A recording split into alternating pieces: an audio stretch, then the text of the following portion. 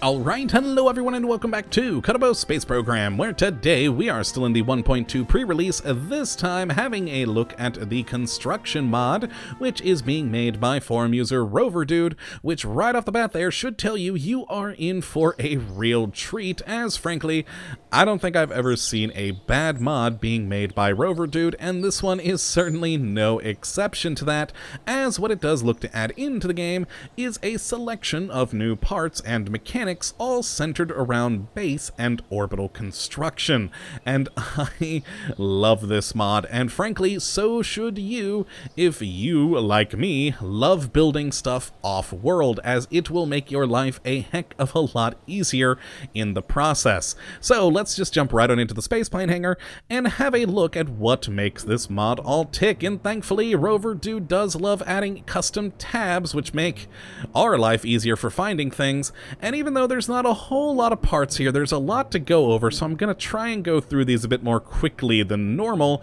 as well we have a lot of mechanics to get through. So the first thing is actually technically not related to construction, but rather kind of what I see as an extra added into this mod, and that's the Akita rover. It's just a cool little rover made up of a couple of pieces, the first being the Akita core, which as you can see here, as usual with Rover Dude mods, is beautifully modeled and textured, and has built into it a set of lights, which we can turn on the side here, beautiful. Also has a built-in fuel cell, which will turn monopropellant into electrical charge, as well as, of course, a battery with 50 electrical charge, and a monopropellant tank with 40. Now, of course, you're going to want to have a command seat for your Kerbal on this, so let's actually throw in, if I can actually get this thing rotated correctly. Oh no, oh boy, I've messed it up. There we are. And we'll just slap that right on now that I have it going the right way, and it adds in a beautiful roll cage and of course a seat for your Kerbal. No additional stats for it, as it is, well, a command seat. Now you'll notice we have a lot of attachment points on here, which is quite useful, including ones on the front and bottom for attaching different pieces. We also have one on the top for adding any additional items you may want, say for instance perhaps an antenna, which would be good. We also have an attachment point in the back, which is specifically for the Akita bed, so you do have a little truck bed for this rover. And then, along with the bed, we have at the bottom here nice little axles which we can attach Akita cab wheels to. I don't know why it's called the Akita cab rather than Akita wheel, but it slaps right onto these axle bits either here or on the actual back of the bed. And of course we can extend the bed outward, and we have places on top for you to put your cargo. All very good indeed. Now the next parts here are 3 in number, and they are the construction ports, and these frankly are my favorite parts in this mod, as what they are, well, basically docking ports that come in the standard docking port sizes, as you can see here, including the Clampotron Jr., and what these will do is function as a normal docking port, but once you right-click, once you have everything docked, you can actually select to weld the two ships together. So no longer are you limited by the weak point of construction that typically is docking ports. The docking port, in fact, will disappear, and the two ships will weld together as one, just as if you put them together in the spaceplane hangar or the VAB. Very fun mechanic. I'll show you more about that when we go outside here momentarily. The next bit we have is the cradle, which comes in a 3.75 meter size, or of course a 2.5 meter size, and this is basically a method for carrying your cargo or oddly shaped items to the surface, or at least that's what I've been using it for. As you can see, we have attachment points on either side and the top, and it's good for just putting oddly shaped things or large amounts of cargo onto one of these, then hook them to a rocket, launch them into space, and then with their lander legs that you can see we have individual control of right here, you can then land it safely on the surface and either unload it or use it as an aesthetic piece. I was playing around with one earlier and just had a huge container on top and was using it as a fuel depot. It looked quite nice. But there we go, lovely little cradles for your construction needs.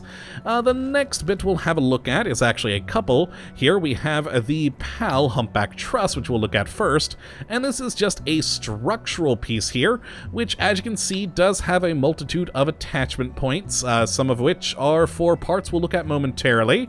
We then also have a PAL multi-mount truss segment, which is very similar to this one, but instead of having the arch is more of a flatbed, again with good points all around for various attachment purposes. We then have a larger size one, which is of course the just PAL truss right there, which is just about 3 times the size of this particular one and is quite good. Again, a lot of attachment points for adding in what you may need.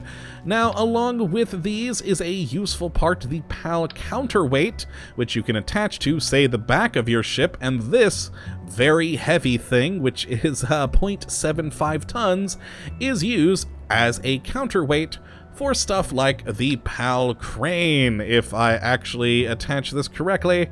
There we go. So if you go to pick something up with this crane, the counterweight will keep your craft from tipping over forward.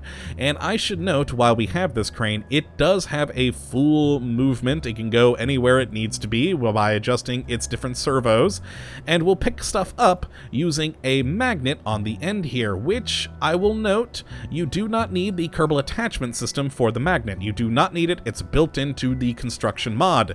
Also, for moving these servos on the crane, you do not need infernal robotics. It is built into the mod. Rover Dude made his own system for both attachment with the magnet and servo control, which will also be used on, say, the PAL forklift here, which, like with the crane, can be controlled in a variety of ways. To actually have a forklift, you can move it up and down, control the fork pitch, etc. And we also do have a giant freaking claw, which has a couple of preset modes for stowing itself away for easy, aerodynamics and flight, but also can be controlled. And if we actually pop it right back out, basically every one of these joints here that you see is individually controllable, so that you can use either the claw, the forklift, or the crane to move around whatever cargo or construction pieces you need to move. It is very handy. Now the next one, which goes along with these, is the magnetic coupler. Now it fits in with the truss system, but under it is a magnet right here. So basically the idea is you sort of drive this thing over whatever you need to pick up, turn on the magnet, and then it will, attach itself to it. You can then drive away, then when you have it where you need it, turn off the magnet, and it's no longer attached to you. Very, very useful. Now it is worth noting that this particular piece has a electric charge of 1,000, and if we go back to those other truss segments, each of them also had an electric charge of 100, and also each of them is counted as an unmanned command pod, but I didn't really make note of that individually because, well, I think that's an error for now, because it makes no sense why a truss would be a command pod. But yes, that is at least worth noting in some way. Now, of course, you're going to need to drive these things around, so we have 2 different additional wheels here. If we just sort of slap this on, we have this small PAL wheel, which is just a little stumpy little thing, so you can drive around quite nicely. It doesn't have any movement.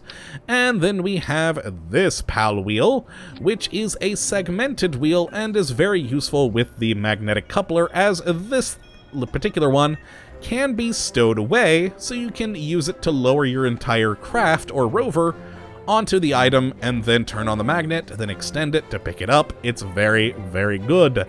And then we have the PAL stabilizer, which is a very useful part because, well, you may need to keep this thing from tipping over when using the crane, and that is where this comes in. We can deploy it into the ground, and it will keep everything stable. You'd probably want a couple of these. And finally, we have the PAL ladder, which, if we just kind of slap on there real quick and deploy, is a very, very, very long ladder for all of your construction needs. And that is everything. I don't believe I've missed one of these parts, so that is all of them individually, just kind of quickly going through. So let's actually go and have a look at them in action. And what I've set up over by the runway is a number of these different ships, and we'll go to the Weld one first, as I did mention that it is my favorite part. As well, it's gorgeous. So imagine this. This is your space station, and this is a new module that you're wanting to add to your space station. We can break and set this, of course, as our target if we so desire, and we're going into dock, and they will function as normal docking ports. But of course, these aren't normal docking ports, they're the construction ports. And we could, if we so desire, undock from the space station, move it to a different point, and, start the process all over again. We do also have a handy angle snap, so if we did undock, we could then set the angle to something else, so that whatever this docked with the space station at, it would be at that angle, so we could set it, wacky to like 180, and it'd be kind of facing sideways, which, could be funny. But the important option here is compress parts. And what that will do is it will physically delete these two docking ports and weld these two trusses together. So if we do that now, bam, there we go. This is all now one solid ship. And that makes me very happy. I cannot tell you how many times I've had docking ports fail on me because they are weaker attachment points when I send out a large ship that I've constructed in orbit. This will solve those problems, and it is a wonderful tool that, frankly, everyone could use. Now let's go over here to the Akita rover. Just a fun little thing. I added a little Probobidine core here because, well, I didn't feel like getting a Kerbal out to put into the seat. And it's quite a, nice dippy little rover. It will do all the work that it needs to, and of course has a very lovely set of lights on the front, which I have an odd attachment to. I don't know why, but I really, really love those lights. And what we're actually going to do is park it under this thing for demonstration of the next few bits. Now let's get it parked right about there. Perfect. And we will turn off the lights, and of course we've used power, so let's show off that fuel cell, and it really, really does sip that monopropellant. You will get a lot of power out of that 4D monopropellant. It can basically go for a very, very long range with a full set of monopropellant there. So let's just turn that off and head to our next ship, because the Akita rover, a good, powerful little thing, but of course you may need something bigger. Oop, nope, wrong way. That's the auto weld. That's the next one. There we go, the Akita Mag. Now you'll notice I actually did use the Akita cab as sort of a control point for our craft here. So it is, it has more uses than just the Akita rover. You can attach that onto all sorts of things. And the idea for this is as a mover. You have a magnetic coupler here, which will try to pick up this particular Akita rover, if we actually go to get a good look at these things. And then the idea is the wheels will then deploy, lifting the whole thing up, and you can then move it to wherever you need, park it, then release the magnets, and you've moved the item. And it's a wonderful, wonderful thing. Problem is, of course, though, the Akita rover's kind of heavy, and this magnet can only pick up so much. And with this one singular magnet, which is what I want to show off here, we can't pick up this rover. So you may need to have multiple magnets on your craft. Problem is, though, the magnets use a lot of power. Right now, on this thing, we have over 1200 power. Watch what happens to the electrical charge when I turn on the magnet. And also watch the rover, of course, because it's going to get picked up a little bit. There we go, the rover is up, and we've already lost several hundred electric charge. Look at that thing. We're now at the halfway point of our power. So let's actually disable the magnet there before we run out, and the Akita rover plops back down to the surface. Now let's actually turn on miscellaneous tools here on HyperEdit, refill. So of course with this, with just the one singular magnet and kind of the odd shape of this rover, we can't pick it up, but of course we can give it a good try. So we enable the magnet, we then can extend, flight results, not what I wanted. We can then oh, I've forgotten all of my things. Extend the wheels. There's the one I wanted. Excellent. This is what happens when you forget your keys, your key mappings. Beautiful. There we go. And imagine if we actually did have more magnets on here and could have picked up, say it was a habitation module. We could then turn off our brakes and move along. we have this nice tall craft here holding things under it with the magnets. We then move it to a new location, park up, and then, of course, I probably should open up the stabilizers, unlike what I tried to do earlier. And then once those are safely deployed, we bring in the wheels. And there we go, we drop the habitation module, release the magnets, and then go on our merry way. Now, of course, again, like what I showed there, you're going to need a lot of power, either a lot of batteries or a lot of generators to make this thing really, really useful. And of course, the lower the gravity, the easier it is to pick things up. So on Minmus, I probably could have picked up the Akita rover quite nicely. But, you know, here on Kerbin, it doesn't go quite so well. So the last part we're going to have a look at here is the Akita monster, which I have on here a crane, a forklift, and of course a claw. Let's deploy the claw out here real quick.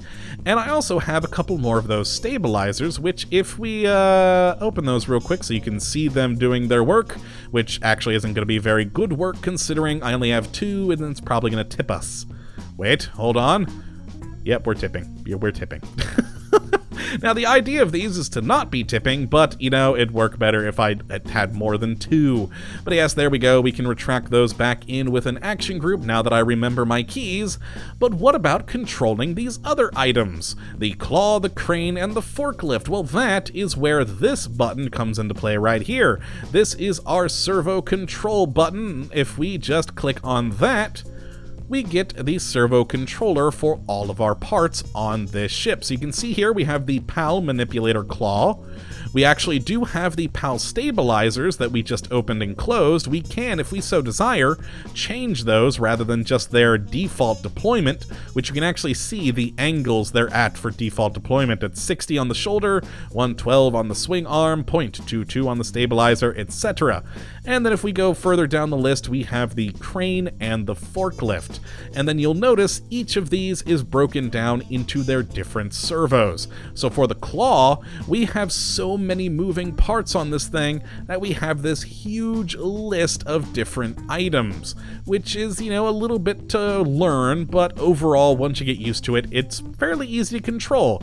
But for something more easy, let's actually go down to the crane, as all it has is rotate, boom, and horizontal, and that's all we have to deal with. So let's, you know, get this thing going, and how you control this is by these numbers over here. We can either move it to the left by hitting -10 or -1, which will control at how fast it goes, or you can move it to the right by hitting +1 or +10. Again, the higher number you click, the faster it's going to go. So let's hit it to the right, and we'll go just 10 at +10 speed, and there it goes over to that side, and it just keeps going and going and going and going until you know, negate that speed by either hitting -10 to get it done, or hitting all stop here. Now we also do have a double speed or half speed that we can go and do if you so desire, or if you just want it move really slowly at +1, goes quite nicely, but then you can of course adjust by adding 10, then add another 10, etc., etc., etc. So you can move this thing quite well, and of course we can go back to the other side. And the same thing goes for the boom. We can move it forward and backwards, so let's move it backwards here with the -10. You can see it moving back towards the crane, or we can move it forward as such, and you can just keep going and doing that. Then for the horizontal, same deal, we can lower it, which on this one does actually move it at an angle like this, so you may have to readjust from time to time. There we go, and raise it back up there, excellent. And then we have the vertical movement, which will angle the boom up and down that way. Very, very useful indeed. Now this is if you have it all set to free mode, which, if we hit this button, allows us to just continuously move this thing around wherever we so desire. But we have another mode on here called goal, and if we click all goal, it'll change these buttons here, which you'll notice are now all Fs. And that means it's currently on goal, and if you hit F, you'll change it back to free. Now, I always stick with either all free or all goal, but if you do want individual parts to be specific things, like you wanted this to be goal but this one to be free, you can do so. And the difference between the two is when it's on goal, it's going to move to whatever number is in these brackets. So right now, the crane wants to move to 25 degrees. It's currently at 109. So if we hit 10 here, negative 10 rather, it's going to go until it hits 25 degrees. And there we are, just wait for it, and almost, we're at 50-ish. And okay, a little bit more, and there it is. It stops right there at 25. Now you can change this number in the brackets by typing into this box. So we can change it again to 12, and since we're already telling it to move, we can just keep moving, and then bam, again, it stops at 12.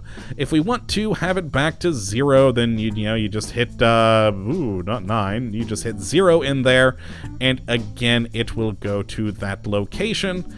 And it's just a very useful tool. And it's quite useful for things like, say, the PAL stabilizers, because you can basically set up a macro of sorts. You know the position you want it to be in when you deploy it. So when you hit deploy, it will go to those places. But for something like the crane or a forklift, perhaps, with trying to do the pivoting on it, maybe perhaps you don't want to be having those preset. You're going to want to be adjusting things on the fly. So that's effectively how it works. Now, I'm not going to go through it in too much more detail. That's the basics of it, and it should get you through the vast majority of situations. And yeah, that is basically the construction mod. We have a whole lot of parts that we can adjust and do all sorts of crazy things with, and, adjust them to do whatever we so desire. And just have fun. We've got good pieces with good servo controllers. We've got cranes, claws, forklifts, new little rovers, magnetic couplers, our wonderful construction ports to weld things together, all of which is gorgeous, and absolutely you will have a lot of fun with and get a lot of use out of. So if you'd like to take a look at the mod yourself, you can take a look at the link in the description. And of course, I hope you have enjoyed this episode today, running a little bit longer than I had hoped, but like I said, there was a lot to go through with this mod.